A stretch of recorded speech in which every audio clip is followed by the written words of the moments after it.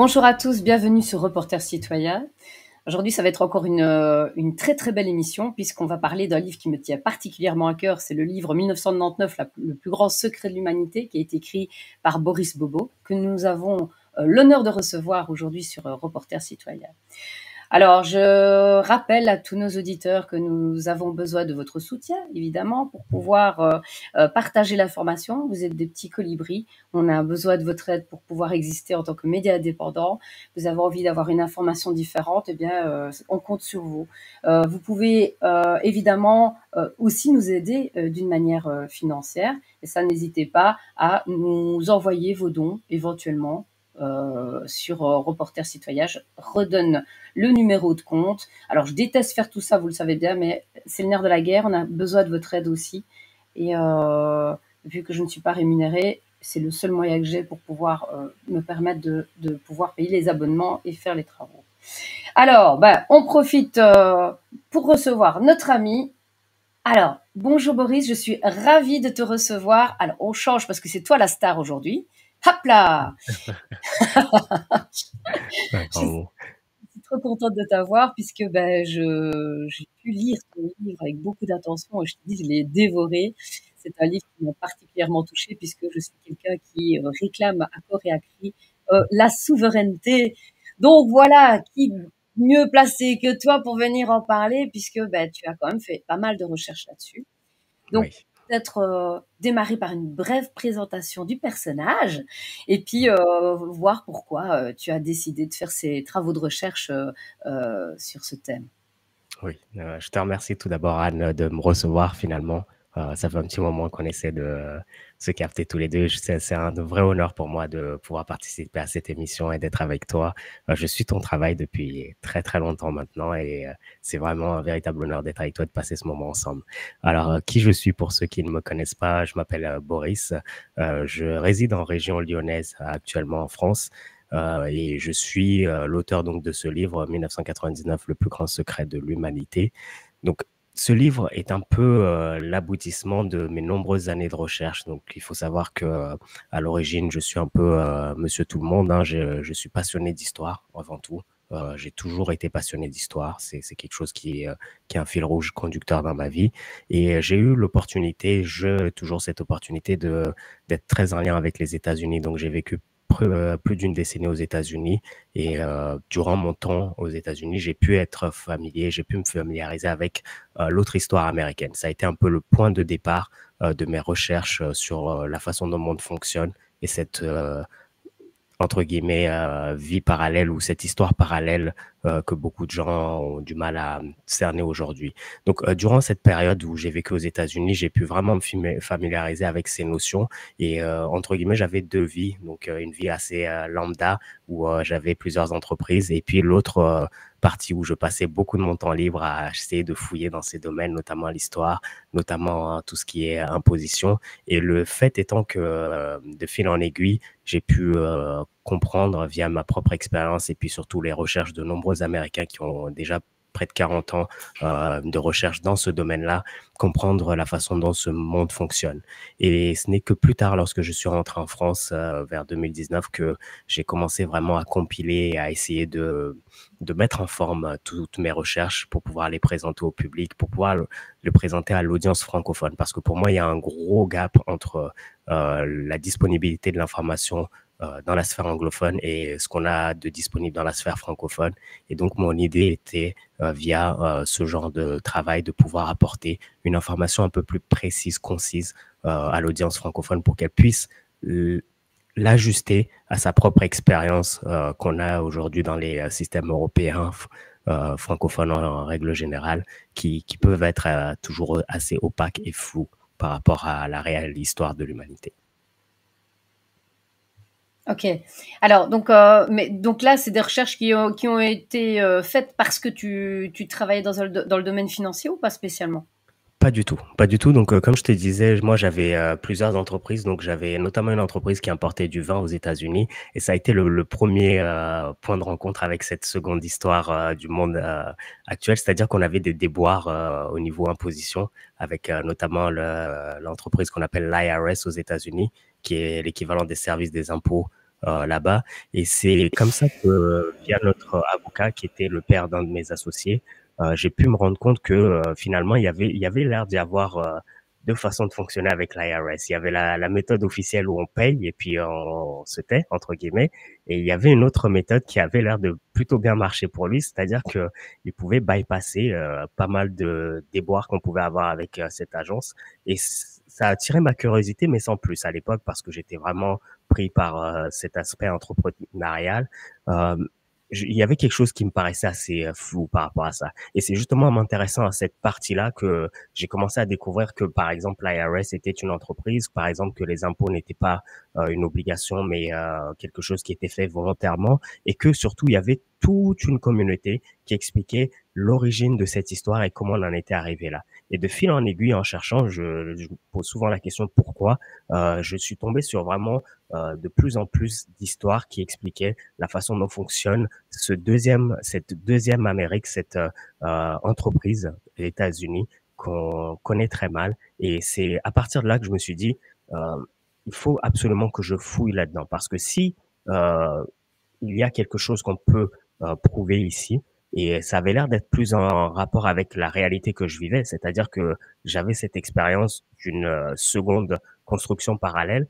Si on peut euh, valider cette hypothèse, il y a quelque chose d'assez énorme qui se passe ici, qui est caché à beaucoup de gens. Et finalement, de fil en aiguille, comme je disais, j'ai remonté cette histoire au niveau de l'imposition, ce qui m'a amené à l'histoire des États-Unis et la création des États-Unis. Et enfin, lorsque j'ai commencé à vraiment passer beaucoup de temps dedans, je suis arrivé à l'histoire du langage, la fraude qui va avec la façon dont on usurpe notre identité et aujourd'hui comment on a pu, entre guillemets, la mettre au jour et on est en train de la modifier petit à petit. Alors moi, donc là, je m'adresse à mes auditeurs. Je sais que mes auditeurs m'ont suivi sur certaines expériences que j'avais menées, puisque ben, je m'intéressais également à cette idée que les institutions publiques n'avaient que le nom public, mais qui en fait n'étaient pas publiques, qu'elles avaient numéro de registre à Washington D.C. Donc c'était même pas belge ou c'était pas français, c'était directement lié à l'État américain. Et donc là, on sait qu'on touche un peu au Saint Graal, on sait que certaines personnes vont pas nous croire, mais pourtant, de plus en plus de gens sont en train, oui, parce que le mot personne, on n'aime pas aussi, enfin soit, mais les gens sont en train de s'éveiller tout doucement à découvrir qu'il y a une méthode pour effectivement s'émanciper. Parce que au départ, tu découvres quand même quelque chose d'incroyable, c'est que donc les États-Unis créent des entreprises et que même l'Europe serait une entreprise américaine. Tout est Bien basé sûr. par rapport à l'Amérique.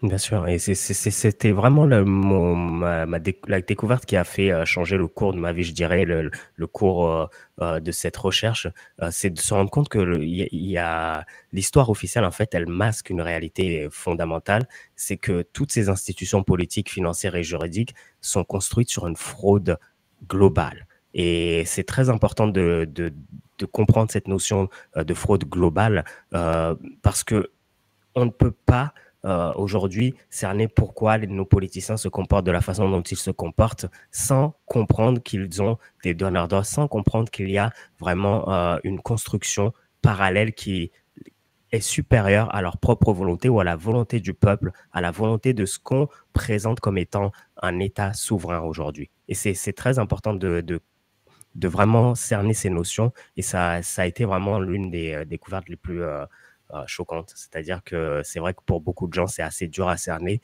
mais je pense que aujourd'hui, la réalité est en train d'expliquer à la majorité des gens qu'il y a quelque chose qui ne va pas. Et c'est à partir de là, en fait, qu'on peut commencer à se poser les bonnes questions. Et évidemment, on trouve les réponses lorsqu'on cherche.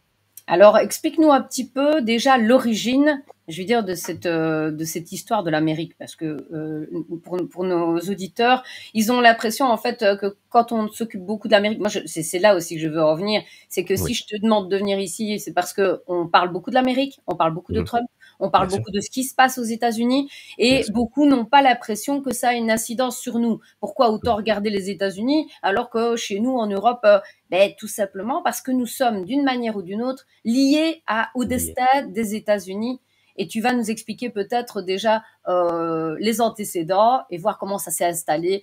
Alors, je te demande pas de spolier ton livre parce que on encourage quand même les gens à aller le chercher. Et je pense qu'ils vont tous aller le chercher après l'émission. C'est sûr et certain parce que c'est juste de la folie furieuse. Moi, je dis, je l'ai dévoré en 2 jours. Donc voilà. Moi, je ne suis pas une grande lectrice et vraiment, j'ai adoré. Merci en tout cas. Et c'est une histoire qui est simplement, hein, le titre n'est pas quelque chose de racoleur, ce n'est que la réalité de ce que j'ai pu découvrir et qu'aujourd'hui beaucoup de gens commencent à se familiariser avec. Donc l'histoire, pourquoi nous sommes déjà en train de nous intéresser aux États-Unis plus qu'en Europe? Le point étant que l'histoire américaine, et sur les 2 derniers siècles du moins, comporte un système qui est fondé sur la dette, le langage, et qui a réduit les êtres humains à ce qu'on appelle de simples fictions légales. Donc ça, c'est une histoire qui est assez dure à cerner comme ça, mais elle est très intrinsèquement liée à l'histoire américaine, l'histoire de la création américaine. C'est-à-dire qu'on a l'histoire officielle et on a surtout l'histoire réelle des États-Unis, qui est en réalité une succession de faillites envers un cartel de banquiers internationaux. Donc, dès la création des États-Unis en 1776 jusqu'en 99, les faillites bancaires ont conditionné l'histoire américaine et la façon dont les choses se sont passées aux États-Unis. Et de cette partie de l'histoire américaine réelle a été construit ce qu'on appelle un système de contrôle global qui notamment a évolué petit à petit en passant par le nom légal, les actes de naissance qui ont permis aux banquiers, en ayant le monopole sur les États-Unis et via la banque le monde entier, de pouvoir enregistrer, transformer chaque être humain en marchandise qu'on peut vendre et aller sur les marchés commerce du monde. Donc c'est vraiment une histoire qui est liée à la finance, à la banque et à la façon dont le contrôle a été établi au niveau global, mais en se servant des États-Unis comme cheval de Troie pour pouvoir usurper le reste de l'humanité. À partir de là, ce système a été déployé un peu partout dans le monde. Donc, ce système, il s'appuie en fait sur 3 centres de pouvoir qui sont la City de Londres, donc qui représente le pouvoir financier.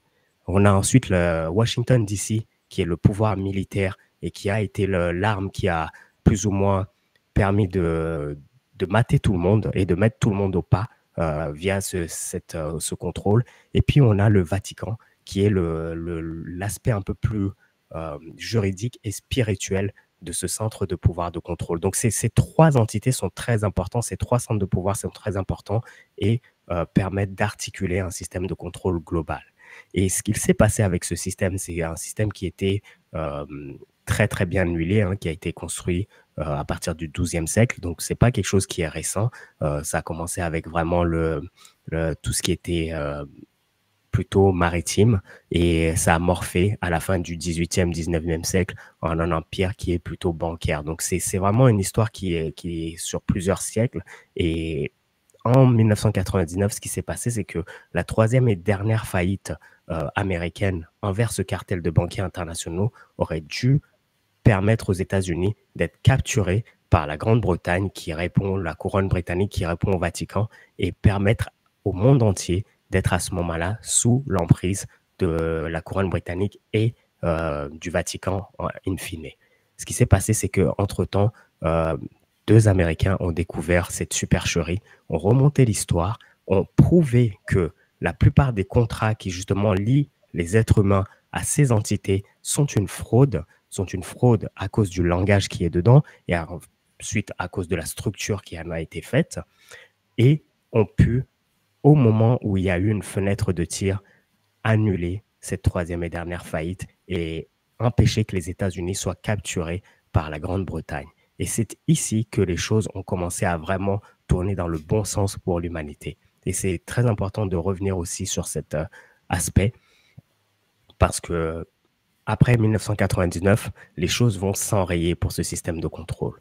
Et ce qu'on voit les 30 dernières années quasiment, c'est 2 mondes parallèles qui cohabitent. Donc, on a l'ancien système qui est celui de ce système de contrôle que je vous explique, qui essaie tant bien que mal, malgré le fait que sa fraude ait été découverte, malgré que les êtres humains ont la possibilité de dire « Stop, nous ne sommes pas d'accord avec ce système que vous avez mis en place », essaie tant bien que mal de continuer son agenda qui est calculé, comme je le disais, sur plusieurs centaines d'années et qui était in fine de réduire en esclavage chaque être humain, mais via notre consentement à la fin. Donc c'est un peu vraiment les points et les idées majeures que je développe dans ce livre et surtout la façon dont on est en train de reprendre notre souveraineté, comme tu le dis si bien, notre pouvoir, qui va être quelque chose qui se manifeste d'un point de vue individuel et collectif et qui nous lie étroitement à ce qui est en train de se passer aux États-Unis parce que c'est un des premiers exemples où la souveraineté est en train d'être reprise d'une façon collective à l'heure actuelle. Ok. Alors donc ici, là, on va mettre en avant en fait qu'il y a eu une fraude qui a été établie Oui, vraiment ouvertement et qui a englobé toute la population de la Terre. Qui maintenant, dès qu'on est, on a déjà une dette. Donc on est déjà endetté. Et il faudrait peut-être un peu expliquer le phénomène. Comment ça se passe? Parce que je oui. veux dire, les gens ne prennent pas toujours au sérieux quand on parle de personnes juridiques, donc de fiction juridique et de personnes en tant qu'être vivant. C'est peut-être bien comprendre la différence. Bien sûr, et c'est très important de s'arrêter parce que c'est l'un des points centraux et l'une des dernières additions à ce système de contrôle qui a été faite. Alors, c'est très important avant qu'on rentre un peu plus en détail dans la fraude du non légal, qui est une des façons dont on nous met directement dans ce système à notre naissance, de comprendre que ça fait partie d'un des éléments. Les autres éléments étant vraiment à un niveau supérieur, la fraude sur le langage, c'est-à-dire que les contrats qu'on signe avec ces entreprises sont frauduleux de par leur nature qui n'est pas exacte. Donc, la fraude du non légal, qui est la façon dont chaque être humain, dès sa naissance, est transformé en commodité, ça se passe lorsque, à chaque naissance, on inscrit l'individu, l'être humain vivant, on le transforme via ce qu'on appelle la fiction juridique en commodité, en entité, et qui va être utilisé comme titre de propriété sur les marchés financiers du monde entier. Donc vraiment, la fraude du non légal réside dans cette supercherie, qui est le fait que dès qu'on est, en créant un acte de naissance, on transforme l'être humain vivant en fiction juridique et cette fiction juridique devient un bon au porteur qui va être échangé sur les marchés commerciaux dans le monde entier. Et ça, c'est quelque chose que, comme tu l'expliquais si bien, la plupart des gens ont du mal à cerner de quoi on parle, euh, encore plus dans l'univers francophone, mais on a heureusement beaucoup d'éléments aujourd'hui qui nous permettent, surtout dans la sphère anglophone, et c'est pour ça encore une fois que ça nous lie à ce qui se passe là-bas, de comprendre comment est articulé ce système, la façon dont on transforme un acte de naissance qui passe par les différentes entités, notamment, je vais prendre l'exemple des États-Unis, mais on passe par le Trésor, on passe par tout ce qui est le port, pour pouvoir transformer chaque individu en commodité. Et ensuite, ce bon porteur va être échangé entre les nations, les pays, et chaque être humain, en fait, dès sa naissance, devient attaché à cet alias qui le rend plus ou moins endetté de façon illimitée envers ce pouvoir de contrôle. Et c'est comme ça qu'ils nous tiennent, soi-disant, avec notre propre volonté. La supercherie étant dans le soi-disant, parce qu'à aucun moment on nous indique exactement ce qui se passe ici.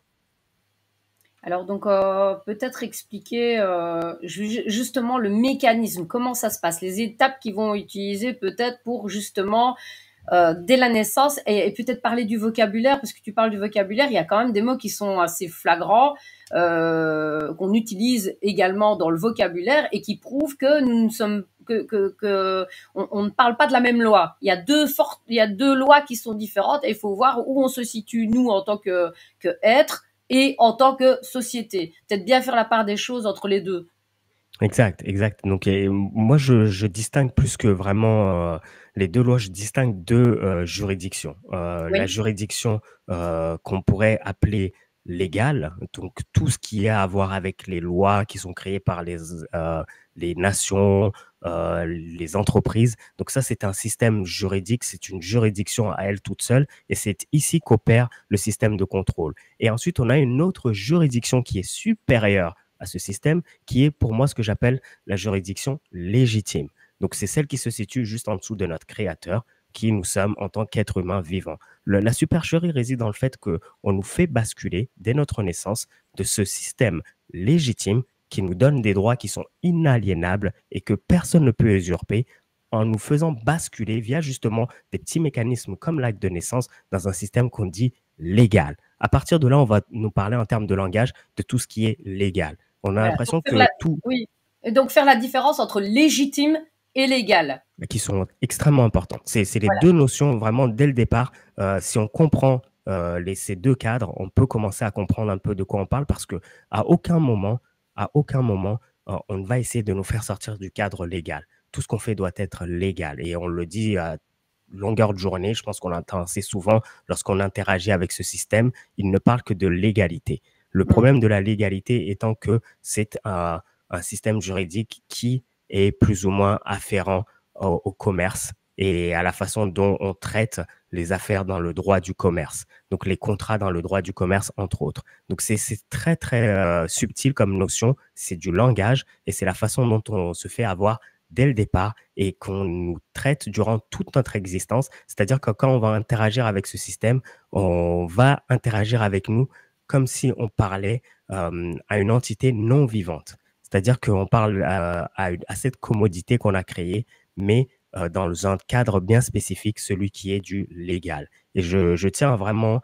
bien dissocier ces deux notions parce que la plupart des gens qui remettent en question l'existence de ce système sont coincés dans leur façon de voir les choses strictement à la légalité des choses, ce qui est un système, une juridiction à elle toute seule. C'est déjà biaisé. Très biaisé. Et du coup, à partir du moment où on est en train de parler dans ce cadre-là, on est coincé. C'est-à-dire qu'on ne peut pas trouver la sortie dans ce système.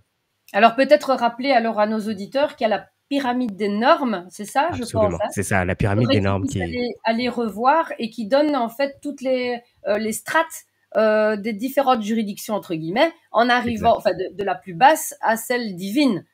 Absolument, absolument. Et c'est ici que réside la supercherie des contrôleurs, c'est qu'ils ont réussi, via le langage, comme je le disais, à nous faire éliminer ou à faire disparaître la couche qui se trouve juste au-dessus d'eux, celle qui est divine, qui est du légitime, entre guillemets, qui sont nos droits inaliénables. Et en fait, on comprend en titre individuel qu'on a des droits qui nous sont conférés par notre créateur, mais c'est extrêmement difficile via le langage de l'exprimer d'une façon cohérente. Et c'est ici que vraiment le travail de lavage de cerveau a été extrêmement efficace de la part des contrôleurs, c'est-à-dire qu'ils ont réussi à tous nous enfermer dans la façon dont nous nous exprimons strictement dans le cadre légal. Et à partir de là, ils sont tranquilles. Tout ce qu'on dit ne vaut rien via cette boîte et ce cadre dans lequel ils nous ont mis. Oui. Donc, la pyramide des normes, très, très important pour comprendre et dissocier ces deux façons et ces deux notions. Alors, je vais essayer quand même de la reprendre ici, si on la retrouve, parce que pyramide des droits naturels de l'humanité, je pense que ça pourrait le faire. Pour que les gens puissent aller retrouver ça, les images sur le net. Tu sais partager, toi, ou pas? Si tu as besoin de partager quelque chose, oui, tu sais partager avec le petit écran avec la flèche. Si tu en as besoin, n'hésite pas à le faire. Moi, ici, je vais essayer de trouver justement pour pouvoir la mettre en avant. Bien sûr. Ça va, comme ça, on rappelle bien. Voilà. Mais c'est vrai que notre existence entière, en fait, est enfermée dans un cadre duquel il faut qu'on puisse sortir, qu'on doit comprendre déjà quelles sont ses limites. Parfait, c'est excellent. Voilà, tu le vois. C'est vraiment cette pyramide, exactement. Donc, nous sommes coincés vraiment dans le légal qui est ni plus ni moins que la fiction et cette entité qui est créée dès notre naissance via l'acte de naissance pour nous rendre vraiment de nous faire passer de l'être humain vivant à une fiction. Et notre vrai espace, là où nous sommes censés être, c'est dans le légitime, c'est dans le réel, dans vraiment, vraiment plus haut. Et c'est très subtil, mais le système le connaît très bien. Et c'est comme ça qu'il nous a à tous les coups, quoi. Parce que lorsqu'on essaie de défendre nos droits, on nous dit que c'est illégal, mais on ne va jamais au-delà de cette notion. Et c'est aujourd'hui quelque chose qui est assez important qu'on est en train de découvrir. Donc, dans la sphère anglophone, comme je disais, des notions comme la common law sont des notions qui vont au-delà du simple prisme légal et qui vont vraiment dans l'aspect légitime. Donc, ce sont des ébauches pour pouvoir vraiment réfléchir autrement à la façon dont nous existons sur cette planète. Alors, on a quand même des retours de certaines personnes qui, quand tu leur parles justement, ben, ils disent c'est le common law, on n'est pas dans le common law. Ça, c'est le genre d'objection que tu as. C'est nous ne faisons pas partie du common law. Mais bien sûr que si. À partir du moment où notre société, toutes nos sociétés publiques sont inscrites à Washington DC, elles sont dans le Commonwealth. Et ça, c'est là que ça cale avec les juristes. C'est que même quand tu essaies d'aborder des juristes, on va essayer d'avoir un juriste près de nous pour pouvoir en discuter et d'aller un peu gratter pour qu'ils comprennent. Parce que quand on aura des juristes avec nous, je pense que ce sera beaucoup plus facile qu'ils deviennent ils font partie du système. Donc, il faut qu'ils deviennent eux-mêmes des gens libres pour pouvoir comprendre qu'ils doivent libérer l'humanité d'une manière ou d'une autre. Ce serait là l'endroit, tu pourrais penser, le talon d'Achille de cette institution, c'est-à-dire les gens qui sont à l'intérieur et qui comprennent qu'il y a vraiment quelque chose qui est incohérent entre ce qui est appris, enseigné et ce qui est pratiqué dans la réalité. C'est assez difficile de pouvoir trouver des personnes qui sont ouvertes à ce genre de sujet. En général, les personnes qui comprennent sont celles qui sont dans le droit international. C'est un endroit où on commence à déjà parler d'autres choses, en fait, où ces normes de trust, de contrats internationaux deviennent assez importants, où on sort du cadre strictement légal entre guillemets, entre nations. Mais c'est vrai que ce serait intéressant d'avoir le point de vue d'un juriste, quel que soit son avis ou son opinion. C'est toujours constructif de pouvoir voir comment le système te voit et surtout comment on peut essayer d'emmener, de bouger l'aiguille en fait de cette espèce de fiction d'entité, de système légal à quelque chose qui ressemble plus à un être humain vivant, qui est ce que nous sommes, ce que nous réclamons aujourd'hui. Oui, on le réclame parce que c'est un droit inaliénable. Donc je vais dire, c'est même pas une question de le réclamer. Enfin, c'est comme des esclaves qui décident à un moment donné, écoutez les gars, je ne vous appartiens plus, mais il faut savoir qu'effectivement, si je ne vous appartiens plus, je dois me prendre en charge. Je ne dois plus accepter éventuellement d'avoir des facilités qu'on nous donne et revenir à la responsabilité en tant qu'être. Donc, c'est aussi nouveau se ressortir du triangle de Cartman. On n'est pas des victimes. C'est reprendre son pouvoir, mais reprendre son pouvoir, ça veut dire également reprendre ses responsabilités. Et c'est vrai que aujourd'hui, c'est ce qui fait peur à beaucoup de gens. On est tiraillé entre cette espèce de liberté qui serait vraiment l'ouverture à une porte illimitée des possibilités et en même temps la responsabilité qui va avec, qui est celle de maintenant il faut s'assumer. Et dans s'assumer, ça ne veut pas dire qu'on ne peut pas avoir de l'aide ou on ne peut pas construire. Non, ce qu'on veut dire par ici, c'est que s'assumer, ça veut dire qu'on ne dépend plus, on ne devient plus dépendant. Et ce système est très, très intelligent dans la façon dont il crée la dépendance des gens. Par exemple, par rapport au système des actes de naissance, si je reprends l'exemple des États-Unis, la façon dont ils ont mis en place ce système de birth certificate en 1933, c'est qu'ils l'ont couplé à la création de ce qu'on appelle le Social Security Administration. Donc, l'administration de la sécurité sociale, sous la guise de fournir des droits, des avantages et des aides en cas de défaillance, a permis d'enrôler tous les Américains avec leur propre consentement à ce système qui finalement les coince aujourd'hui. Donc, le système le comprend bien que nous sommes des êtres humains qui avons, entre guillemets, besoin d'évoluer en communauté. Aujourd'hui, ce qu'on essaie de faire, c'est vraiment d'essayer de prendre cette souveraineté et de l'emmener dans un espace communautaire où elle peut s'exprimer de façon libre et surtout qu'il puisse aussi reprendre son autonomie et sa responsabilité. Et ça veut vraiment dire juste être conscient de qui on est en tant que co-créateur. Alors, donc, moi, je vais revenir, si on prend l'exemple, toi, tu prends l'exemple américain, mais ici, donc, en Belgique ou en France, à partir du moment où tu prends ta carte d'identité, tu as droit à des allocations familiales. Tu as droit à mettre ton enfant à l'école. Tu as le droit à ouvrir une mutuelle, à ouvrir un compte bancaire, etc. Donc, on te donne des avantages qui vont d'office avec la carte d'identité. Ce qu'il y a, exact. c'est qu'en fait, les gens ne comprennent pas. Et là, j'ai vraiment envie vraiment d'insister là-dessus. C'est qu'à partir du moment où vous donnez l'autorisation, et bon, on ne le savait pas, hein, nous, on est tous floués là-dessus. Et on va expliquer le Bien mécanisme sûr. vraiment. Mais à ce moment-là, il faut pas s'étonner que les enfants deviennent pupilles de l'État. Ça veut dire qu'en fait, ils appartiennent à C'est ça. l'État. Parce que nos parents nous ont Absolument. simplement légués à l'État. Et donc, c'est pour ça qu'on peut voir apparaître des gens qui viennent devant votre porte pour venir chercher vos enfants. Parce qu'en fait, Bien sûr. finalement, c'est vous-même qui avez donné votre consentement pour que l'État prenne le relais s'ils considèrent que les parents ne sont pas, cas échéant, responsables de leurs actes et qui ne prennent pas soin de leur progéniture. Et toutes les Bien sûr. excuses sont valables.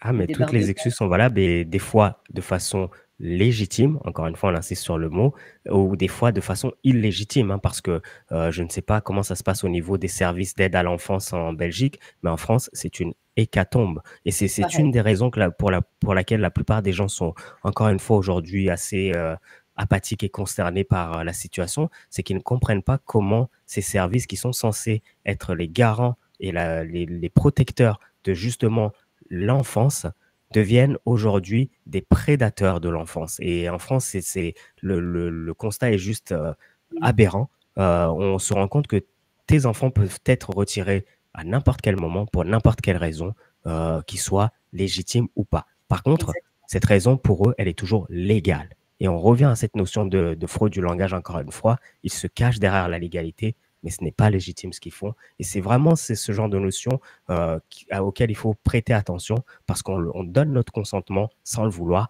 lorsque, comme tu l'expliquais très bien, on accepte une carte d'identité, on accepte un permis de conduire, on vient de souscrire à ce système qui, d'office, devient notre propriétaire. Ok, alors on peut reprendre également l'exemple d'une maison. Nous sommes détenteurs d'un acte notarial, mais nous ne Ouais, sommes pas détenteurs de notre maison ni de notre terrain. C'est ça la différence. C'est tellement subtil qu'en fait, oui, vous êtes propriétaire d'un acte, mais vous n'êtes pas exact, propriétaire du terrain, puisque la preuve, vous payez des taxes sur votre terrain ou vous payez bien des sûr, taxes immobilières. Sinon, vous bien sûr. n'auriez pas à en payer puisque vous avez déjà payé votre maison. Ah, absolument, absolument, sans compter les droits de succession et tout ce qui en suit, qui, de façon ultime, sont censés ramener la propriété dans les mêmes mains. Mais finalement, nous sommes le propriétaire du papier sur lequel est inscrit l'ensemble des mots, mais pas plus, quoi, finalement. Voilà. Alors, ben voilà, explique-nous un petit peu quelles sont les Mhm. démarches. Donc, quand il y a une carte de naissance, enfin, quand il y a une naissance, un petit Mhm. peu expliquer comment ça se passe. Alors, lorsqu'il y a un acte de naissance qui est créé, je vais vous donner, moi, l'exemple que j'ai étudié, et c'est encore une fois très important de remettre le cadre.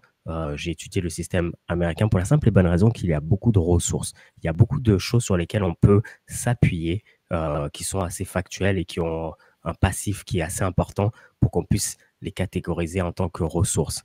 C'est-à-dire que dans la sphère francophone, elles sont basées plutôt sur l'expérience de chaque individu, qui sont valides, hein, ces expériences. Attention, je ne les remets pas en question, mais qu'on a du mal à pouvoir utiliser comme ressources et comme vérifiables. Donc, au niveau des actes de naissance aux États-Unis, ce qui se passe lorsque vous avez un acte de naissance, c'est que votre acte de naissance est à tour soumis au département du Trésor, qui lui-même le soumet au département du Transport, donc les autorités portuaires, qui lui-même le renvoie au Trésor. Et à partir de là, entre ce petit aller-retour, c'est passé le fait que on a gardé votre original, donc celui qui correspond à l'être humain vivant, et on a créé ce fameux bon au porteur. Ce fameux bon au porteur étant au département du Trésor, il va être échangé à partir de là sur le marché américain ou mondial en fonction des besoins, et on crée une sorte de trust en fait sur cette fiction. Et ce trust, il va avoir trois parties. Donc vous, qui êtes censé être le bénéficiaire de ce trust, l'État qui est censé être le gestionnaire de ce trust, et justement celui qui va ensuite tirer profit de ce trust, qui sont les entités privées qui viennent finaliser cette relation contractuelle. Le problème étant que à aucun moment on vous dit que vous avez un trust à votre nom, que l'État le gère pour vous et que surtout que c'est une tierce personne qui en bénéficie et non vous qui êtes censé être le bénéficiaire original. Donc c'est un peu, je le fais de façon grossière ici, hein, mais comment se passe structurellement la façon dont on transforme quelqu'un qui vient de naître en commodité qui est vendue sur le marché et comment on extrait la richesse qui va être créée grâce à cet acte de naissance. Parce qu'il faut savoir que pour chaque acte de naissance, on y attache une certaine somme. Donc, on suppose que chaque être humain va produire, disons, 2, 3, 4, 5 millions de dollars au cours de sa vie professionnelle. À partir de là, ces 5 millions de dollars deviennent une force, une énergie qui va permettre aux banquiers de pouvoir créer, parce qu'ils ont un système de réserve fractionnaire, c'est-à-dire pour chaque 5 millions de dollars qu'ils ont à compte en banque, ils peuvent créer 50 millions de dollars, par exemple. C'est à peu près ça, hein, le ratio. Donc, pour chaque être humain pour lequel ils ont un acte de naissance, ils peuvent créer à partir de rien, disons 50 millions de dollars, qui vont être prêtés à droite, à gauche, et qui vont permettre à leur économie bancaire de pouvoir fonctionner et surtout à eux-mêmes de pouvoir récupérer les profits de cette création et à vous de juste simplement travailler en ayant une dette sur le dos. Alors, j'aimerais bien quand même aussi qu'on revienne. Donc, là, on passe d'une loi qui pourrait être une juridiction qui est plutôt maritime sur une juridiction qui est une nouvelle juridiction qui nous impose, c'est ça? Donc, peut-être qu'on peut-être expliquer au niveau de la loi maritime qu'il y a un certain nombre d'années. Donc, je veux dire, si on reprend un marin qui part en mer, il déposait ses avoirs chez comment on appelle ça, un prêteur sur gage, un gestionnaire, oui. Voilà, un gestionnaire. Pour lui, au cas voilà. Donc là, il le gardait jusqu'à ce qu'il revienne. Donc s'il revenait, c'était pas de problème, il revenait, mais il fallait qu'il revienne avant une certaine date, c'est-à-dire 7 ans. Absolument. 7 ans, exactement. Et ça, c'est un précédent, c'est le Sejtukevi Act de 1666, donc en Grande-Bretagne, suite aux incendies.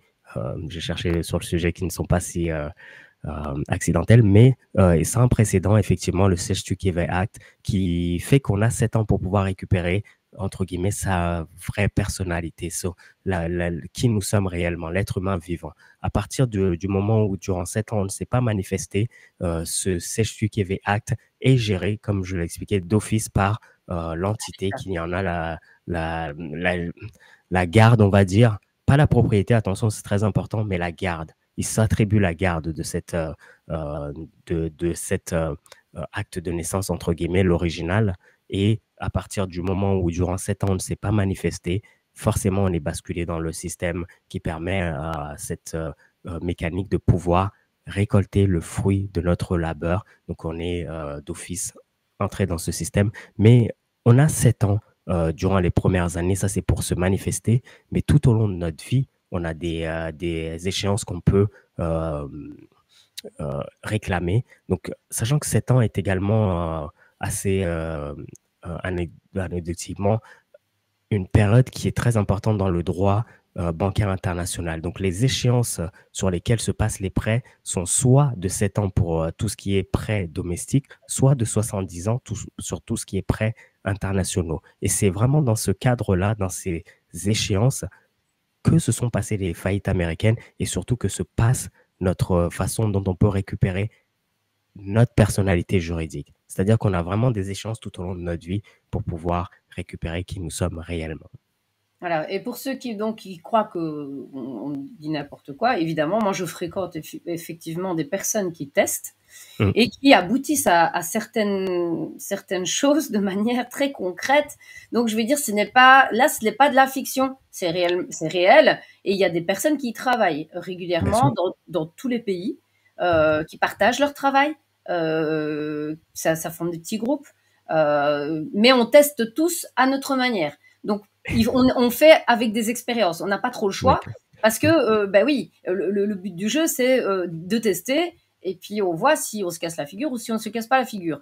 Maintenant, c'est toujours dangereux, on est bien d'accord, parce que bon, c'est de prendre des risques, hein, on est bien d'accord. Bien sûr, c'est une expérience et je vais aller plus loin là-dessus, Anne, parce que c'est très important. Tu dis qu'il y a des gens qui testent, mais il faut savoir que la plupart des gens qui sont situés au top du système, et ici je vais parler des gens qui nous dirigent, des personnes très haut placées, connaissent absolument la mécanique de la façon dont fonctionne ce système. Donc nous, on le teste par ignorance, parce que nous n'avons pas les codes et la bonne méthode pour pouvoir de façon directe arriver à la réponse, mais la plupart des gens qui nous dirigent le savent et connaissent cette déformation structurelle et l'exploitent à leur avantage. Et je crois qu'il y a un échange assez fameux qui s'est passé entre justement Donald Trump et Hillary Clinton en 2016, lorsque elle expliquait que ce gars ne payait jamais ses impôts, patati patata. C'est assez fameux dans la sphère de réinformation. Et Donald Trump l'expliquait, il faudrait changer justement ce qu'on appelle le tax code aux États-Unis. Et Hillary Clinton lui répond que c'est tricher que de justement changer ce tax code. Ce qui serait mieux, c'est qu'il paye ses propres impôts. Et Donald Trump le répond à nouveau en lui expliquant que vous ne le changerez pas, je le sais, parce que la plupart de vos amis bénéficient de ces largesses également de ce qu'on appelle le tax code. À première vue, il parle simplement du code des impôts aux États-Unis, mais de façon plus profonde, il parle de cette déformation structurelle du système. Et je pense que les gens qui étaient au courant déjà de comment fonctionnait ce système l'ont très bien compris comme ça. Donc il y a une double signification là-dessus et qui expliquait en fait, lorsque Donald Trump lui explique que justement ils ne vont jamais changer ce système parce que eux-mêmes et ses amis en bénéficient, il parle bien du système dont on parle ici, de la fraude qui est basée sur la façon dont on exploite l'être humain vivant pour le transformer en commodité commerciale. Et je me rappelle d'avoir lu dans ton livre, et ça m'avait fait sourire, qu'il avait fait un petit clin d'œil en rachetant la Poste mondiale et en faisant un hôtel avec. Donc, c'était un peu un clin d'œil pour dire, hé les gars, je sais, hein. Et d'ailleurs, c'est quand même un homme d'affaires, il n'y a rien à faire. Donc, bon, c'est le cas de le dire. C'est un gars qui brasse des millions et qui sait comment faire des montages financiers, je veux dire, pour pouvoir bénéficier des avantages. On est bien OK avec ça. Exactement. Et c'est ici que, encore une fois, je reviens un petit peu sur cette notion. Il faut comprendre que l'idée ici n'est pas de nécessairement, alors, si on le veut, ça peut être une avenue que quelqu'un peut prendre, c'est-à-dire sortir complètement du système. Non, l'idée ici, c'est de comprendre comment fonctionne ce système et pas nécessairement simplement de l'utiliser à son avantage, mais de l'utiliser dans la façon la plus équitable possible pour chaque être humain. C'est-à-dire que toutes les règles du jeu doivent être connues par tout le monde afin qu'on puisse commercer, parce que le commerce est très bon. Le fait d'échanger est très bien. Le fait d'avoir des entreprises et de générer des revenus, c'est une très bonne chose. La vraie supercherie ici ne réside pas dans le commerce, elle réside dans la façon dont on exploite les règles qu'on a mis en place pour le commerce via le langage, en permettant à certains de pouvoir être dans une espèce d'échange qui est équitable et en faisant en sorte que d'autres puissent être dans des rapports qui sont déséquilibrés. Ici, vous pouvez voir les contrats qu'il y a souvent avec certaines nations dans le monde entier qui ne ressemblent pas du tout à ce que sont les contrats entre nations du monde affluent, comme on peut l'appeler, ou de l'Occident. Donc, c'est vraiment ce genre de notion dont on est en train de parler. Et aujourd'hui, vu que les gens se rendent compte de la supercherie, il est important de pouvoir bien l'intégrer et surtout l'appliquer pour pouvoir petit à petit être sur une espèce de pied d'égalité dans ce domaine. Alors, explique-nous un petit peu justement donc les conséquences directes qu'on peut avoir donc avec le problème de ce consentement volé. Donc, quelles sont les conséquences directes? Bien comprendre, je veux dire, ce que ça engendre. Oui. Ouais. C'est la notion de consentement qui est très large. Hein. Donc, il y a plusieurs niveaux. Mais justement, parle peut-être de la notion de consentement pour qu'on comprenne très bien ce que c'est. Il y a différentes sortes de consentement, évidemment. Hein. Bien sûr, et nous, on peut en jouer aussi. Ah, mais carrément. Donc, à partir du moment où, comme on l'expliquait via la pyramide des normes, nous sommes juste en dessous de notre créateur, nous avons tous les pouvoirs afférents qui vont avec. Tous ces pouvoirs nous appartiennent. Tant que nous ne les avons pas donnés ou délégués à qui que ce soit, personne ne peut venir les utiliser sans notre accord. Là où ce système est très intelligent et nous éduque dans une façon où on va toujours fournir notre consentement, c'est-à-dire qu'on va nous demander notre consentement, mais de façon implicite. C'est-à-dire qu'on ne vous demande jamais « es-tu d'accord pour qu'on t'escroque ?» On va te le faire venir d'une façon qui est beaucoup plus subtile. C'est-à-dire, comme tu l'expliquais tout à l'heure, prends une carte d'identité, tu vas avoir droit à certains avantages sociaux. Tu es intégré dans la société. Tes enfants ont des avantages. Donc ça, c'est une forme de consentement. C'est-à-dire qu'à partir du moment où on prend ce document, même si on ne nous a pas expliqué que on se fait avoir, forcément, nous avons consenti à toutes les conséquences. Et ça, c'est très important, cette notion de consentement, parce que c'est le fondement même de la supercherie du système dans lequel nous vivons. C'est-à-dire qu'à partir du moment où on ne lui donne pas notre consentement, il n'existe pas, il ne peut rien faire surtout. Il est coincé. Je sais que tu as eu quelques expériences avec ce système dans ce sens-là. Donc, le but étant, et c'est leur jeu, c'est qu'ils essayent de constamment, d'une façon ou d'une autre, obtenir notre consentement.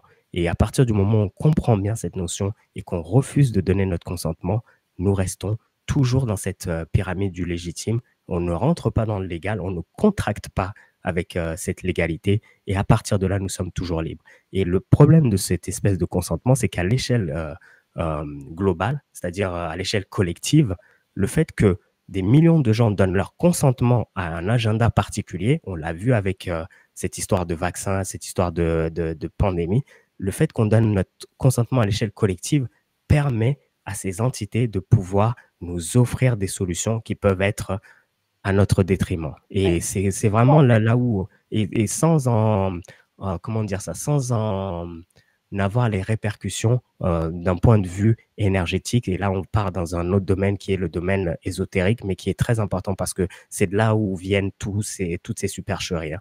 Donc, à partir du moment où on donne notre consentement de façon implicite ou explicite, ces entités, ce qu'elles font, elles n'en récupèrent pas l'énergie négative qu'il devrait y avoir si jamais elles usurpent le consentement de l'humanité. C'est-à-dire qu'elles peuvent nous proposer des solutions qui sont frauduleuses sans en avoir les rétributions en termes énergétiques. Et c'est comme ça que ce système a perduré pendant aussi longtemps. C'est parce que la plupart des gens étaient OK, même s'ils n'étaient pas d'accord, mais étaient OK avec cette notion. Et du coup, ces entités ont pu avoir beaucoup plus de contrôle sur le monde entier. Voilà, donc peut-être alors donc, nous expliquer les conséquences d'avoir accepté, je veux dire, certaines choses. Et est-ce qu'on a cette opportunité peut-être à tout moment, comme tu disais, hein, et à tout moment, on peut très bien aussi refuser. Est-ce qu'on peut jouer avec j'ai la carte d'identité, je l'utilise quand j'en ai envie, et j'ai la carte d'identité, je l'utilise pas si je n'en ai pas envie. C'est moi ce que j'ai envie de démontrer, c'est de bien faire la part des choses. Il y a des choses intéressantes que la société peut offrir, auxquelles on peut bénéficier parce qu'on y a droit. Bien sûr. Et puis parce que nous sommes des êtres vivants et que je n'ai vu aucun oiseau, aucun animal devoir payer pour de l'eau, pour payer pour l'électricité, payer pour se nourrir. C'est malheureux, mais on en est à ce stade-là. Non, mais moi je vais loin. Hein. Je veux faire penser quand même les gens. C'est extrêmement juste. Voilà, je veux essayer de faire penser les gens. Nous, on en est au stade où quand on va pour uriner, il faut payer. Donc, ce sont des choses qui sont fondamentales dans la pyramide de Maslow. C'est les besoins fondamentaux de l'humain qui sont monnayables. Est-ce que c'est normal? Il faut se poser des questions. Non, mais concrètement, et c'est très juste cette notion dont tu parles, hein, de quel est l'équilibre à l'heure actuelle, parce que il faut comprendre où nous nous situons à l'heure actuelle par rapport à ce système. C'est-à-dire que nous venons de, on va dire, au moins 2000 ans, 2500 ans dans un même système qui était ce système basé sur les lois maritimes, sur vraiment nous enfermer dans un système particulier.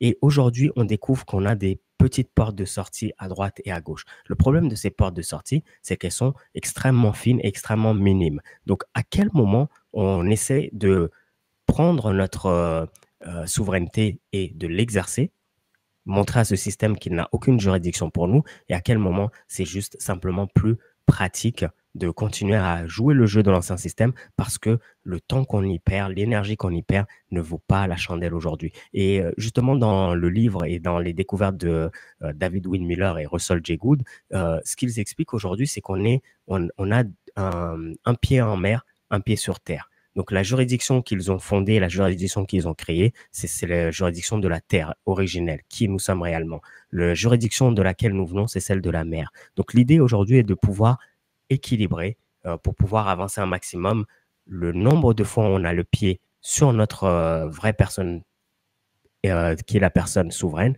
et le nombre de fois où on a justement besoin de simplement avancer, et donc on est encore dans cette juridiction. Je vais prendre un exemple concret, c'est-à-dire que aujourd'hui, vous êtes mis en danger parce qu'on vient vous prendre votre enfant chez vous et vous êtes vraiment acculé pour une raison qui n'est pas légitime, encore une fois.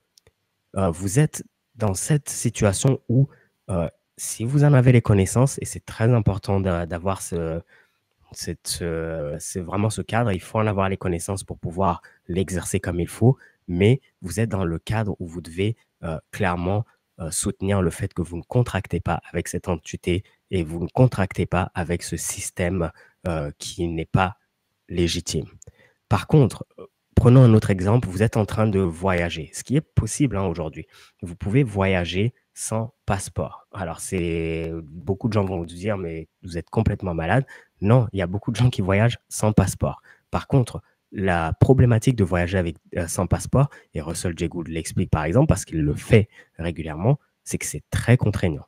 Il vous faut quasiment 3 semaines pour pouvoir, ne serait-ce que être sûr que lorsque vous arrivez à l'aéroport, on puisse savoir qui vous êtes, on puisse savoir ce que vous faites là, quel est votre fondement et surtout que on puisse vous adresser aux bonnes personnes qui vont vous laisser passer le port. Donc, c'est là où j'en viens. C'est-à-dire que pour le commun des mortels, c'est peut-être plus simple de prendre son passeport lorsqu'on est en train de voyager et de simplement jouer dans ce système. Par contre, lorsqu'on est dans des situations qui sont pour moi ce que j'appelle des situations de vie ou de mort, on vient vous prendre votre enfant, Voilà.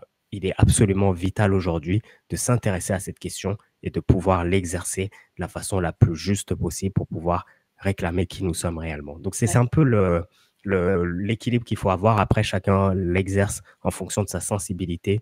Mais en tout cas, à titre personnel, c'est un peu comme ça que je le vois à l'heure actuelle. Alors, je vais vraiment être dans le même mouvement que toi.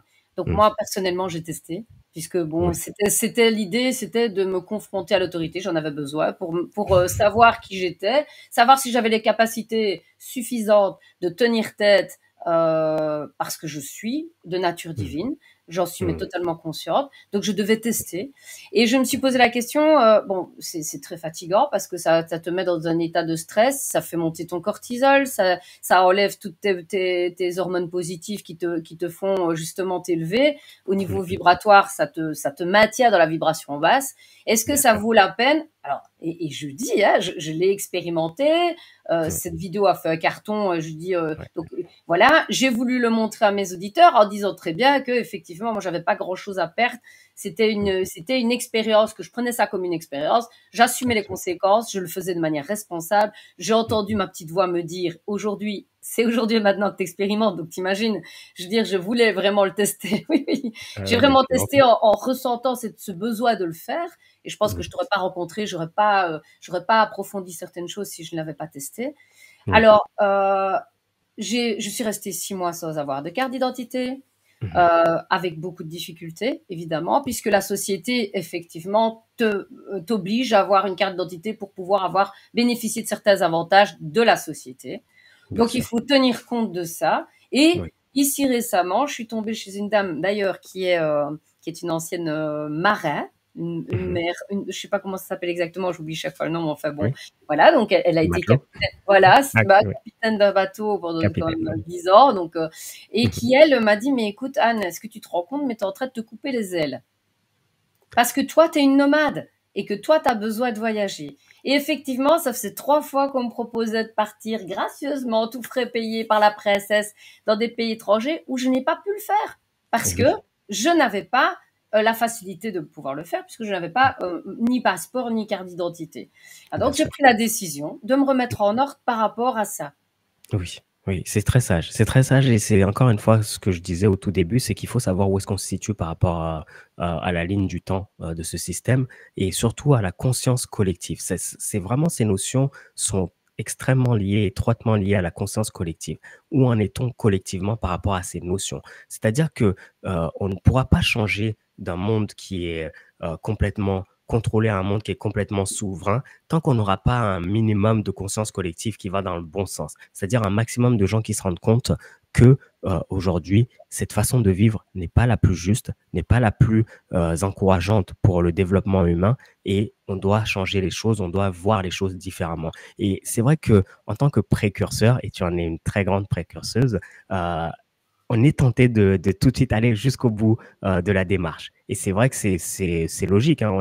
On est des curieux, on est des aventuriers, on veut savoir exactement jusqu'au bout des choses, où est-ce que nous amène ce système. Et c'est un peu ce qu'a fait l'une des deux personnes dont je parle dans le livre Russell J. Gould, c'est-à-dire qu'il s'est confronté constamment, mais constamment à ce système pendant près de 20 ans, mais constamment.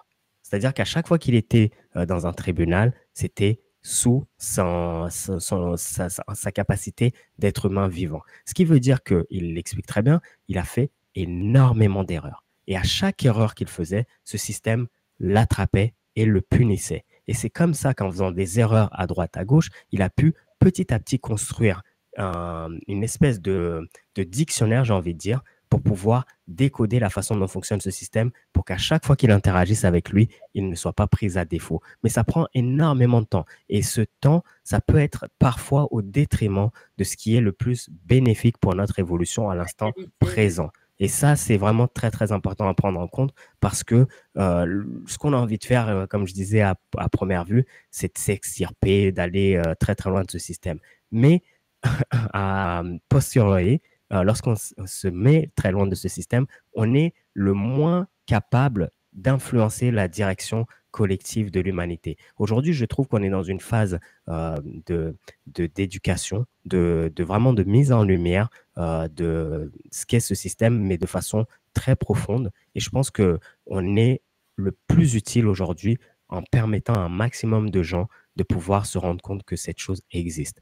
Maintenant, ce qu'on va en faire et comment on va l'appliquer, comme je disais, je pense que s'il y a des notions qui ont à voir avec le collectif, il faut que vraiment l'aiguille bascule au niveau collectif à un niveau qui nous permet de dire, écoutez, demain, moi, je n'ai plus envie d'avoir ces contraintes-là, donc je vais le faire parce que collectivement, nous sommes à un niveau où ça peut fonctionner. Mais à l'heure actuelle, je crois, en tout cas pour mon expérience personnelle, toi, tu as la tienne et chacun a la sienne par rapport à ça, c'est plus simple de jouer le jeu quand c'est trop prenant et qu'on a envie juste d'accomplir quelque chose de simple, mais de ne pas oublier qu'on a cette ressource en cas de situation extrêmement grave. Ok. Donc ça, c'est déjà une bonne chose. Et je suis complètement d'accord avec toi, puisque ça te met à mal et ça te pompe une énergie de malade. Et en fait, ils se nourrissent de notre énergie. Donc d'un côté, on veut se libérer, je vais dire, de manière matérielle, ici dans la matière. Et au final, on les nourrit encore plus parce qu'on s'énerve et que on utilise notre énergie à mettre notre attention sur eux. Et au final, est-ce que c'est utile? Donc voilà, moi-même, mes auditeurs le savent, je me remets régulièrement en question parce que ce qui était hier n'est pas aujourd'hui et ne sera pas demain en fonction de chaque rencontre qu'on fait. Et c'est ça qui est la richesse, c'est de démultiplier évidemment nos connaissances pour pouvoir acquérir vraiment vraiment la stature d'être souverain. Alors, d'être souverain, je dis, c'est pas nécessairement en faisant tout le temps des papiers, c'était déjà de connaître, de savoir que nous avons comment dire, ce statut d'être souverain et de pouvoir l'incarner pleinement dans son corps.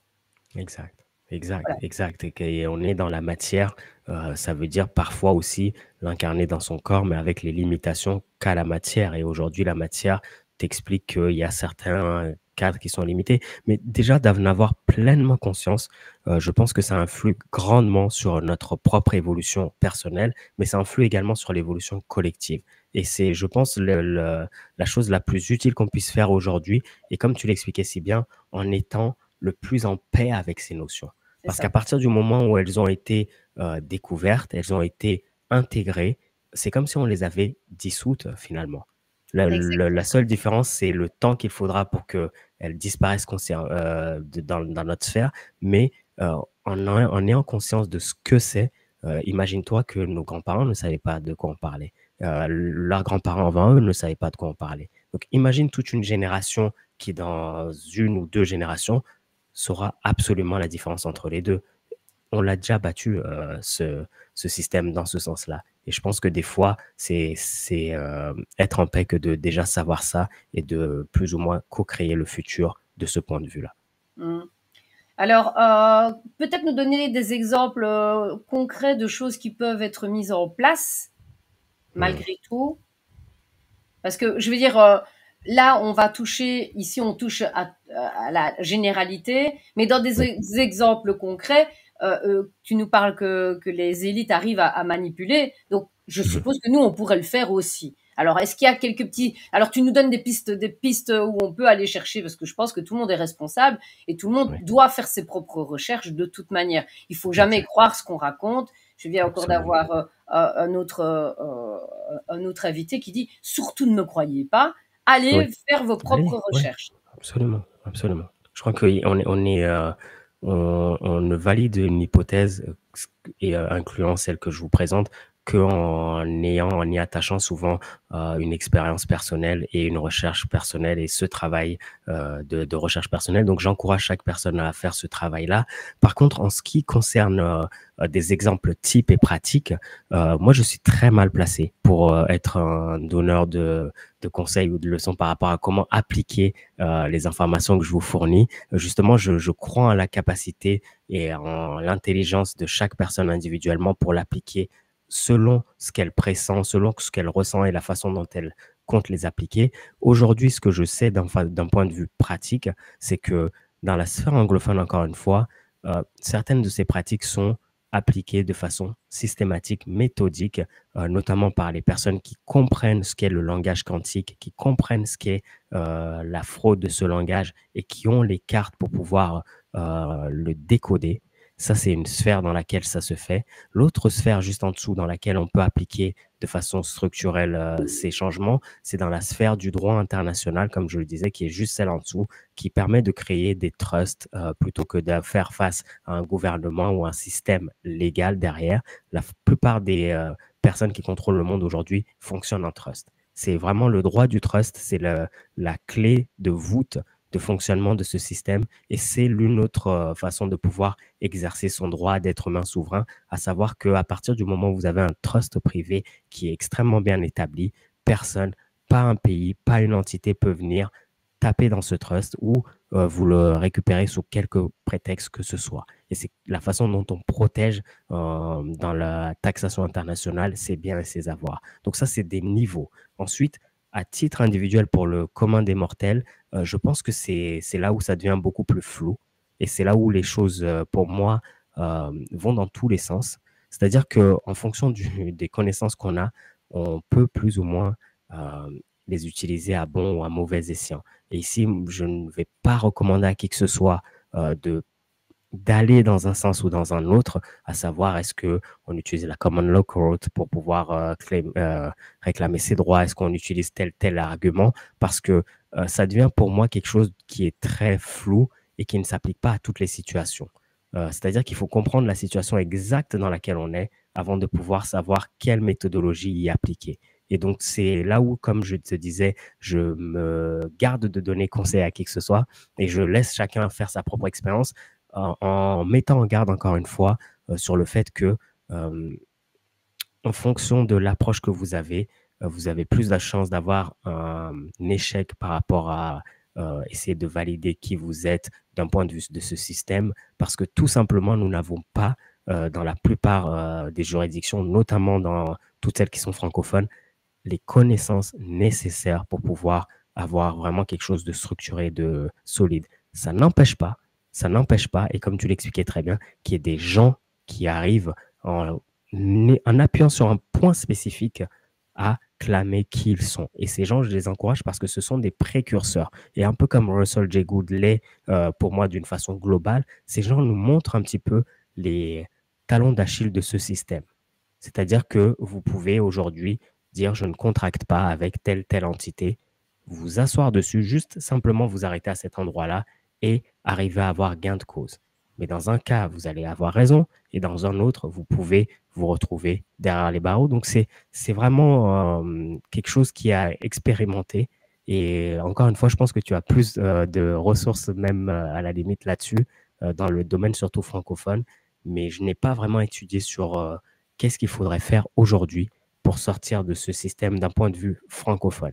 Moi, je veux vraiment m'arrêter à cette notion de regarder quelle est l'ampleur du problème, regarder quelle est la complexité du problème. Maintenant, que fait-on et comment y apportons une solution? Comme je vous l'expliquais, le système de Russell J. Gould est une échelle de 3 niveaux. Et chaque niveau très complète et à un niveau assez important là-dessus. Le droit international juste en dessous l'est dans un autre cadre et c'est les deux systèmes sur lesquels je m'appuierai aujourd'hui. Plus facile, oui. Alors, Ouais. ces deux personnages, est-ce que tu peux nous donner quand même des explications? Parce que bah, ils sortent d'où? Est-ce qu'ils Oui, sont toujours vivants? oui, Est-ce qu'ils ont subi il y a l'air que oui, il y en a certains enfin, il y en a un des deux qui a subi certainement des revers, puisque si tu me dis il a testé ça pendant 20 ans, qu'est-ce qu'il en est? oui. Oui, qui sont Russell J. Gould et David Will Miller. Alors, c'est très important de voir l'historique de qui sont ces deux personnages.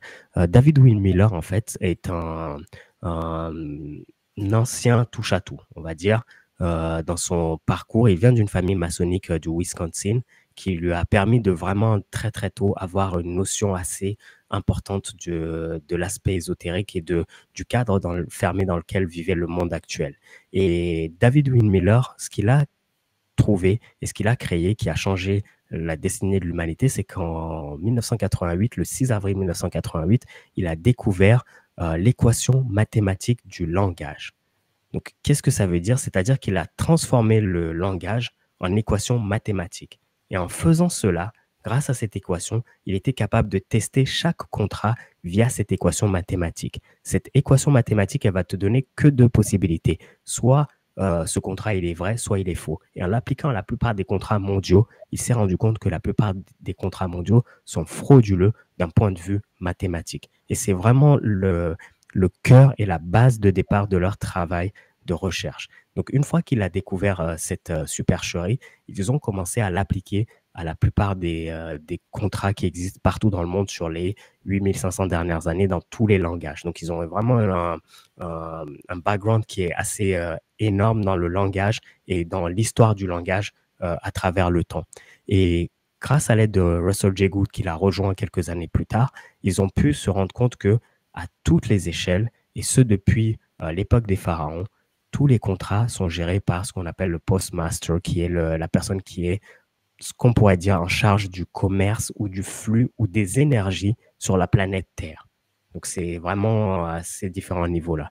Et une fois qu'ils ont découvert cette supercherie, ils ont remonté toute la pyramide de contrôle du monde actuel, en commençant par l'Union postale universelle à Berne en Suisse et en redescendant jusqu'aux Nations Unies, à toutes les entités qui existent en fait, qui ont été créées à partir de l'UPU, l'Union postale universelle, sur les 200 dernières années. Et avec Russell J. Gould, ils ont pu invalider l'existence de toutes ces entités. C'est-à-dire que d'un point de vue contractuel, ces entités sont une fraude. Et ça, c'est vraiment, encore une fois, comme je l'expliquais, le cœur de leur travail. Tout à l'heure, on parlait de la fraude au nom légal. On se rend compte que cette fraude va à un niveau plus loin. Cette fraude est au niveau du langage, de la façon dont notre langage est de façon consciente, faussée, d'un point de vue mathématique et d'un point de vue, si on peut le voir plus largement, d'un point de vue cosmique, on va dire. Parce que Alors, les maths... Oui. oui, est-ce que ça veut dire alors que les dictionnaires, donc toutes les personnes qui s'occupent des dictionnaires auraient connaissance de ça? Alors, ça, c'est une bonne question. Je ne sais pas si les personnes qui s'occupent des dictionnaires ont reconnaissance de ça. Par contre, je peux te confirmer avec certitude que les dictionnaires sont extrêmement faux d'un point de vue mathématique. Voilà, Et mais c'est ça, ça. c'est ce qu'ils ont découvert vraiment. Ils ont étudié la Bible, la Torah, enfin, tous les livres qui sont la base de l'existence. Ils sont remontés jusqu'au début de l'écriture, les langues gothiques. Ils sont remontés aux Sumériens. Ils sont revenus vraiment dans tous les écrits qu'on peut trouver. Et via leurs recherches, on se rend compte qu'ils ont eu beaucoup d'aide, ce qui veut dire qu'ils Oui, n'étaient oui, pas seuls oui. dans ce travail. Clairement, on le voit à travers leurs recherches parce qu'ils ont pu accéder à des archives qui ne sont pas accessibles aux communs des mortels. Ils sont allés au Vatican, ils ont pu accéder à leurs archives. Aux États-Unis, ils ont accès à toutes les archives présidentielles. Et un peu partout comme ça à travers le monde, ils ont des accès que j'ai envie de dire, le commun des mortels ne peut pas avoir accès. Et une partie de leurs recherches sont toujours aujourd'hui classées secret défense. Donc, ils en parlent, mais ils ne rentrent pas toujours dans les détails. Et c'est Alors, ici que oui, est-ce qu'on peut comparer ça à de la gématrie? la gématrie, c'est une façon de lire, d'interpréter le langage, effectivement. Mais je dirais qu'elle est différente, la gématrie. C'est-à-dire qu'elle nous parle de mathématiques pures, leur langage et la façon dont ils ont créé un algorithme qui euh, donne une équation au langage est plutôt quantique. C'est-à-dire qu'elle prend en compte toute la notion de ce qui existe. Et Mhm. c'est ici que ça devient assez large et ésotérique, je pense, mais euh, ça prend en compte le champ des possibles, Le champ des possibles. le champ des possibles, le champ quantique. Et c'est encore plus large pour moi que la gématrie. La gématrie, c'est une façon de décoder mathématiquement le langage comme on le connaît. Donc, via certains calendriers, par exemple éthiopiens ou d'autres cultures, mais euh, la façon dont ils ont mis en place cet algorithme, c'est plutôt vraiment décoder l'existence, en fait. C'est comparer notre langage à l'existence en elle-même. Et on se rend compte que concrètement, la plupart des contrats sur lesquels on nous fait signer, et c'est intentionnel, et c'est ça qui est important de noter aussi, sont faussés de ce point de vue. Et donc, via leur recherche, ils ont invalidé la plupart des entités qui existent aujourd'hui sur Terre. Et en 2007-2008, ils ont eu ce que je pourrais appeler une querelle, mais qui a évolué. Donc, ils ont vraiment pris des chemins qui sont plus ou moins différents. Russell J. Gould s'étant plus ou moins spécialisé dans la révélation de ce secret et puis surtout l'application et la sauvegarde de ce secret et pour l'humanité. David Will Miller étant beaucoup plus en retrait, c'est-à-dire qu'il ne voulait pas prendre le risque parce qu'il savait justement ce que ça impliquait venant de ce cercle de révéler l'entièreté de ses secrets. Juste pour te remettre le contexte de David Will Miller, c'est quelqu'un qui aidait Bill Clinton durant ses procès. Donc, c'est quelqu'un qui connaît aussi bien le côté de travailler dans le Pour bon l'ombre, sens pour pour l'humanité l'ombre et pour que le. de l'ombre, parce que forcément, ces découvertes étaient très intéressantes pour les contrôleurs et il fallait essayer de les garder dans un cadre qui pouvait leur bénéficier et non à l'entièreté de l'humanité. Donc, c'est ici que leurs chemins se sont plus ou moins séparés. Alors, David Wynne Miller est décédé en 2018, ou du moins, C'est ce qu'on. Oui, oui. voilà, c'est ce qu'on sait hein, aujourd'hui en tout cas. Voilà, Oui, on peut se poser des gardons-le questions comme ça. maintenant, puisqu'il Gardons fallait qu'il reste vivant il était détenteur de quelque chose de super exact. important. Très étrange comme disparition, mais encore une fois, gardons-le comme ça. Et Russell J. Gould, aujourd'hui, euh, continue à partager, continue à faire vivre cette découverte, ce secret, et surtout l'applique de façon méthodique. Donc, il faut savoir, et c'est là où je voulais en venir par rapport à la recherche, que ce ne sont pas deux personnes lambda qui se sont mis à combattre le système de façon globale. Russell J. Gould est soutenu par une bonne faction de la Navy, l'armée américaine, l'armée navale américaine, si on peut le résumer comme ça. Et euh, grâce à ça, il a été protégé de la plupart des contrôleurs, notamment d'un groupe qui est très très puissant et qui sert le contrôle de la couronne britannique, qu'on appelle le Five Star Trust aux États-Unis. Et ce groupe était dirigé notamment par George Bush Senior, donc le père de George Bush. Donc c'est un groupe assez puissant qui gère les caisses noires de la CIA, entre autres. Donc tous ces documents sont extrêmement disponibles aujourd'hui, hein. Vous pouvez les trouver assez facilement, le Five Star Trust, et qui est ce groupe de contrôle, aussi bien le colonel Armitage que George Bush Senior, que les caisses noires de la CIA, et l'ampleur de la manne financière que représentait ce groupe et de leur influence. Donc, grâce à la protection de la Navy, Russell J. Gould a pu développer son système d'une façon parallèle. Et aujourd'hui, c'est ici que les chemins se recroisent, entre guillemets. On se rend compte qu'il y a beaucoup de coïncidences entre la plupart des actions qu'il a menées et ce on est en train de découvrir depuis 2016, à savoir qu'il y a une opération en cours pour divulguer la plupart de ses secrets à l'humanité. La Navy étant une partie prenante. Juste à titre d'exemple, il y a 2 jours, je crois que c'était le JAG qui a été déployé à Washington, D.C. pour pouvoir persécuter les petits crimes de Washington, D.C. Russell J. Gould travaille depuis des années, et ça, c'est quelque chose que vous pouvez découvrir dans la plupart de ses séminaires, dans la plupart de ses présentations, étroitement avec le JAG. Donc, ce n'est pas des notions qui sont étrangères à ce qu'on est en train de découvrir aujourd'hui, et c'est ce qui donne encore une fois de l'ampleur à ce qu'on est en train de découvrir aujourd'hui. Pareil que lorsque tu me parlais tout à l'heure du poste de Washington, D.C., qui a été racheté par Donald Trump. Russell J. Gould s'y rend en décembre 2012, le 21 décembre 2012, qui est Ah ouais, cette fameuse symboliquement date. Très, la très. fameuse Oui, oui. date de la fin du monde, pour Pas pouvoir de ce réouvrir monde. fin de ce monde, de cette illusion. Tout dépend vraiment du niveau de perception, mais c'est, comme tu dis, c'est vachement important ces notions pour pouvoir réouvrir le gouvernement américain sous sa correcte forme. Et à partir du 21 décembre 2012, l'illusion qui était l'ancien monde et cette entreprise United States Inc. disparaît de façon officielle et une seconde constitution, une seconde euh, création émerge qui est les États-Unis, la République d'origine.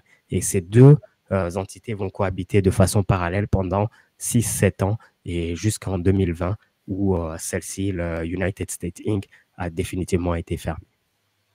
D'accord. Et donc ça veut dire qu'en fait tout le régime se tient juste par le fait que les gens y croient. Absolument. Et c'est là où est la grosseur et la supercherie dans laquelle on vit, c'est que ce système continue d'exister grâce à deux choses, en fait. C'est l'illusion du monde bancaire et surtout, la plus importante d'entre elles, qu'on est en train de tous expérimenter collectivement, l'illusion des médias. La façon dont on oriente notre perception de la réalité et la façon dont on influence ce qui va se passer. Aujourd'hui, je pense que c'est assez simple pour la plupart des gens éveillés de comprendre à quel point les médias sont une illusion et la façon dont ils gèrent un agenda plutôt qu'un autre. Mais il faut se rendre compte que depuis 1999, tout cet ancien système tient grâce à ces deux univers qui sont la banque et le fait qu'on crée de l'argent à partir de rien, qu'on crée des contrats qui ne sont pas légitimes mais qui sont légaux parce qu'on les a légalisés, et les médias qui vont pousser ces agendas. Donc, il y a plusieurs éléments, plusieurs événements qui se sont passés qui vont dans ce sens. Il y a la crise des subprimes en 2008, par exemple, qui est un événement qui est littéralement qui n'a rien à voir avec ce qu'on nous a raconté dans la sphère publique, mais qui a été plus ou moins mise en route par l'univers de la banque et par les médias qui le supportent en arrière. Donc ici, en fait, nous sommes dirigés, bon, ça on le sait, je veux dire, on va pas sortir un truc incroyable, mais par les banques. Oui, nous sommes dirigés par les banques de façon factuelle, effectivement, par le cartel des banquiers. Mais encore une fois, comme tu le disais, ça n'a rien de nouveau. Je pense que beaucoup de gens qui suspectaient les mêmes entités d'être derrière la plupart des crises dans ce monde, aujourd'hui, c'est assez flagrant de le voir. Aujourd'hui, ce qui est aussi important de comprendre, c'est que ces banques ne continuent à nous diriger que parce que nous acceptons, nous acquiesçons et nous continuons à jouer leur illusion. Une partie de leur pouvoir leur a été retirée et on peut le voir dans la façon dont ils sont en train de diriger leurs propres opérations. Et l'autre partie réside dans le fait qu'ils nous tiennent encore sous leur coupe d'un point de vue conscience. Oui, c'est ça. Donc nous, on décide de continuer à payer des traites, etc. Et au final, si tout le monde décidait de dire stop, ça pourrait s'arrêter du jour au lendemain. Il n'y a plus Du rien jour qui au tient, lendemain. en fait. Du jour C'est au lendemain, il n'y a hors de absolument question. plus rien qui tient la marionnette. Il suffit de couper simplement le fil et tout tombe. Illusion terminée. Alors, moi, C'est j'aimerais quand même aussi dire aux important. auditeurs que j'ai quand même expérimenté aussi de passer au tribunal et que la juge était totalement au courant. Donc, la juge est au courant, mais pas le procureur. La juge est au courant qu'il existe des trusts et qu'il existe des fiducies. Et alors, elle a été très loin, puisque, donc elle a quand même dit clairement que quand la procureure lui a demandé, mais de quoi elle parle, madame? Et elle lui a répondu, ben, c'est une histoire avec les morts. Et je me suis dit, waouh, elle est en train de Wow. me donner la réponse, quoi. Écoute, donc, elle m'a elle-même, parce que tu affrontes en te disant, bon, écoute, t'as rien à perdre, à part ta Bien dignité, je veux sûr. dire, au final, à un moment donné, il faut s'exprimer. Et là, en fait, la juge me donne raison, Oui. elle-même, Oui. concernant cette histoire de création de trust en fonction, enfin, du fait que nous sommes normalement considérés morts en mer. Exact. Donc, Exact. c'est Et un c'est truc pour te magique, dire. quoi.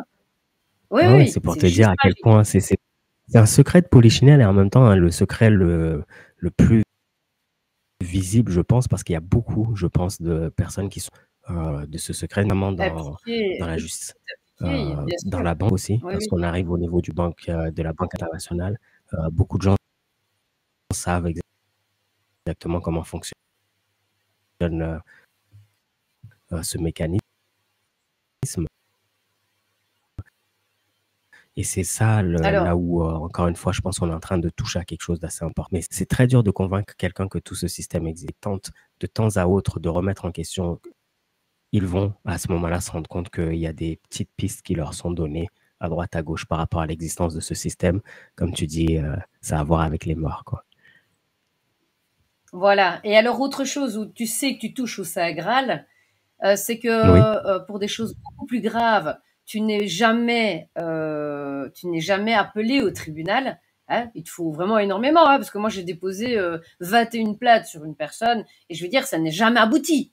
Donc pour te dire à quel point ils sont déjà submergés et que pour le fait d'avoir osé tester ce que j'ai fait, j'ai été traînée au tribunal directement parce qu'ils savaient que je savais. Donc, pour casser, si tu veux, l'élan et pour être sûr de ne pas que ça s'ébruite, mmh, là, ils m'ont tout de suite essayé de me mettre la pression en me oui, mettant au tribunal. Donc voilà, tu sais, à partir du moment où vous sentez qu'on vous attaque beaucoup plus, et moi je suis attaquée de manière administrative régulièrement, puisque ben voilà, évidemment, oui, j'ai un peu été titillée et j'en prends la responsabilité complète. Hein. J'ai été un peu titillée la bête. C'est tout bien à sûr. fait normal qu'elle se retourne et qu'elle me donne un coup de Oui, patte, hein, en me disant, écoute, t'es un peu tôt là, laisse-moi encore profiter un peu de l'extérieur. Donc voilà, ça c'était pour avoir déjà une première approche par rapport à ce que tu expliques dans ce livre. Je ne sais pas si oui. tu as envie d'approfondir peut-être quelque chose d'autre, parce que je ne sais, on peut le faire en plusieurs étapes, ou est-ce que tu as encore quelque chose que tu aimerais quand même bien Bien mettre sûr. sur la table aujourd'hui, que tu avais Bah, prévu dans écoute, moi, je pense qu'on a fait oui. Je pense qu'on a fait le tour, en tout cas de la présentation synthétique du sujet. L'idée était aujourd'hui de présenter l'ensemble. Ce n'était pas de rentrer dans les détails parce que les détails sont beaucoup plus complexes et on rentre dans des choses qui peuvent perdre, beaucoup de gens rapidement. Moi, je veux simplement exposer, l'idée générale et ensuite je serais mais plus que ravi, de revenir pour qu'on puisse discuter de, n'importe lequel de ces aspects plus en détail et on verra ce que l'audience en pense voilà, également. moi, je vais dire qu'il y a un premier thème qui m'intéresse particulièrement à l'heure actuelle, quand on parle de l'identité numérique, c'est peut-être de voir tout ce qui a un Oui. rapport avec l'identité numérique et de faire le lien entre le vol de consentement et l'identité numérique qui est en train de Mmh. s'installer. Pour moi, c'est la priorité. Je veux dire, parce que ça va très vite. Oui, oui, oui, oui, ah, mais ça va extrêmement vite, hein et puis, ça fait longtemps qu'ils le construisent Effectivement. ce consentement numérique. Partout où tu cliques, tu ne peux plus, naviguer sur un site sans accepter les cookies.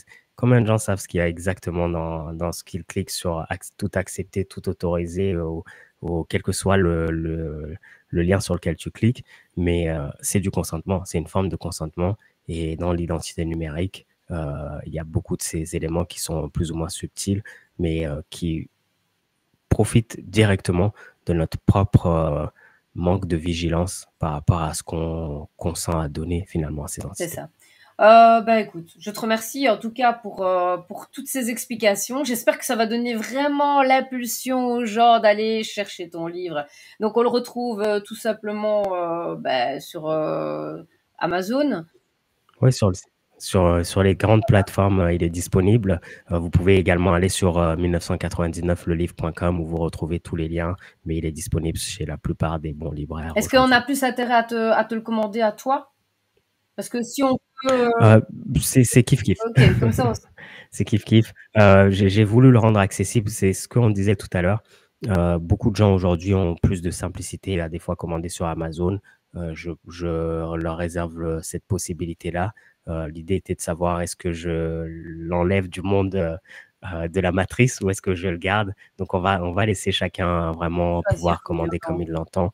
il l'entend. Le plus important, c'est que l'information passe et je vais faire une exclusivité pour, tes auditeurs. Pour ceux qui n'ont pas, je sais qu'il peut y avoir des gens qui n'ont pas les moyens ou qui n'ont pas tout simplement les ressources pour pouvoir avoir accès à ce livre. Si vous cherchez bien et ça, je vais leur laisser faire ce travail de C'est recherche un parce qu'on est début. dans cet Ben oui, c'est un exercice-là. début. Vous, vous, vous pouvez trouver une version complète de ce livre disponible gratuitement sur une des plateformes.